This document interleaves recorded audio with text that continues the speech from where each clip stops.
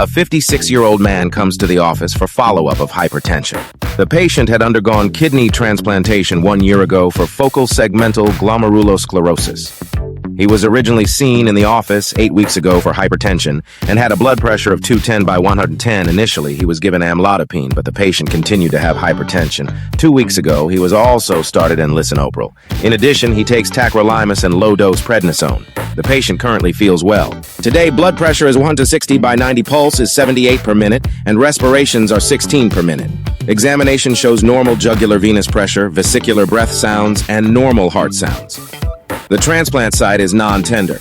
Laboratory studies reveal a serum creatinine level of 2.4 gram per deciliter 2 weeks ago. It was 1.5 gram per deciliter. Serum tacrolimus level is within the normal therapeutic range. The question is, which of the following is the most appropriate next step in management of this patient?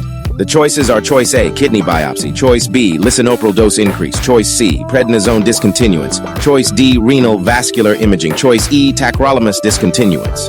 If you know the answer, click the like button.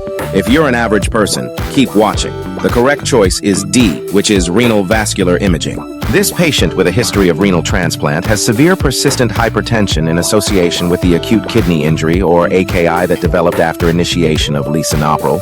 This presentation suggests renovascular hypertension due to transplant renal artery stenosis. Although most cases of RAS occur in elderly men with diffuse atherosclerotic disease, it can also occur in patients with a transplanted kidney and is commonly associated with operative abnormalities, example, trauma during organ procurement, abnormal suture placement, viral infection like cytomegalovirus, and atherosclerosis of the donor artery.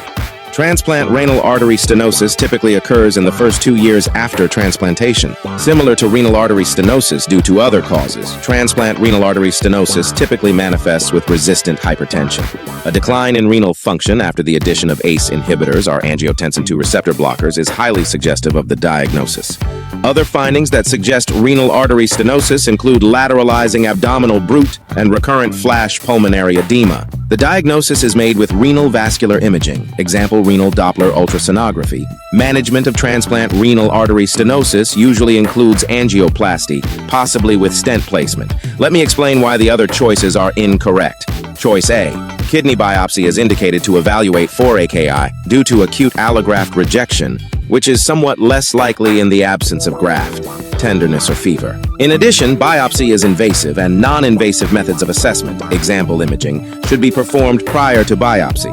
Choice B, because a transplant renal artery stenosis is the equivalent of bilateral renal artery stenosis in a non-transplant patient, the initiation of an ACE inhibitor is likely to trigger AKI.